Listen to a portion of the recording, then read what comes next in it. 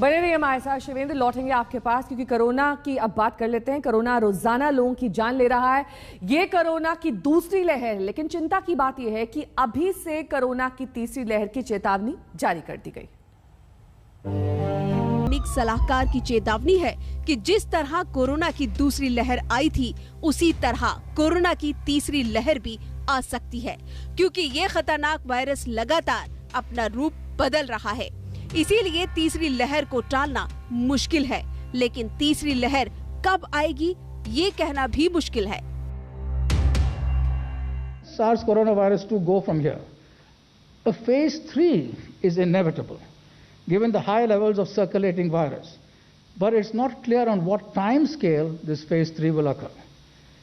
Hopefully, incrementally, but we should prepare for new waves. Previous infections and vaccines will cause adaptive pressure on the virus for new kinds of changes which try to escape it. And therefore, we should be prepared by scientifically to take care of that. देश corona की दूसरी लहर से कराह रहा है। इस लहर ने देश को जितना दर्द और खौफ दिया है, उसके मुकाबले पहली लहर कुछ भी नहीं लगती। ऐसे में सवाल खड़ा है कि जब तीसरी लहर आएगी तो क्या वो और भी विनाशकारी होगी? क्या वैक्सीनेशन की रफ्तार तेज करके तीसरी लहर की धार को रोका जा सकता है? फिलहाल जानकार इसका जवाब ढूंढ रहे हैं, लेकिन कुछ सरकारों ने इस चेतावनी को गंभीरता से लेना शुरू कर दिया है। सरकारच्या विज्ञान विषयक सल्लागारांनी एक इशारा दिलेला आहे की देशामध्ये तिसरी लाट येते आहे, सावध रहा। सावध रहा म्हणजे काय करायचं? तर नवीन काही नाही आहे त्याच गोष्टी। दूसरी लहर में कोविड वायरस का रूप विकराल है। खासतौर से इसे लेकर सबसे बड़ी चिंता ये है कि ये अपना फैलाव नित नए इलाकों में कर रहा है।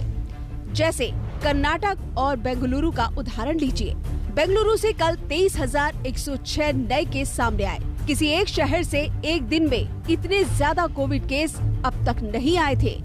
बेंगलुरु की वजह से ही कल कर्नाटक में कोविड के नए मरीजों की संख्या 50,112 तक पहुंच गई। राज्यों में 346 लोगों की कल कोरोना से मौत हो गई। इसी तरह अप्रैल के महीने में महाराष्ट्र, दिल्ली, यूपी, छत्तीसगढ़, पंजाब, मध्य प्रदेश में कोरोना के केस में तेजी से उछाल दर्ज हुआ था। लेकिन इन इलाकों में अब कोरोना का ग्राफ गिर रहा है, जबकि कर्नाटक, पश्चिम बंगाल, बिहार, केरल और उत्तराखंड जैसे राज्यों में मामले बढ़ते जा रहे हैं। दूसरी लहर में अहम चिंता ये बनकर आई है कि जब कोविड केस कम होते दिखते हैं, तभी ये अचानक बढ़ जाता है। देश के पिछले 5 दिनों के मामले देख लीजिए। 1 अप्रैल 4,01,993 मामले, 2 अप्रैल को 3,92,448 मामले, 3 अप्रैल को 3,68,147 मामले, 4 अप्रैल को 3,57,229 मामले, जबकि 5 अप्रैल को 3,82,315 मामले।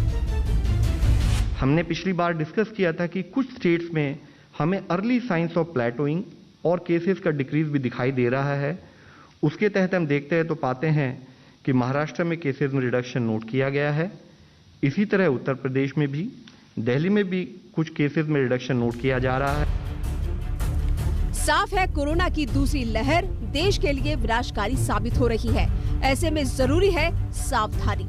अगर तीसरी लहर रोकी नहीं जा सकती, तो कम से कम इससे होने वाले विनाश की दर को तो सावधानी और एहतियात से रोका ही जा सकता है। तो आप रहिए सावधान। दिल्ली से मिलन शर्मा के साथ आज तक ब्यूरो।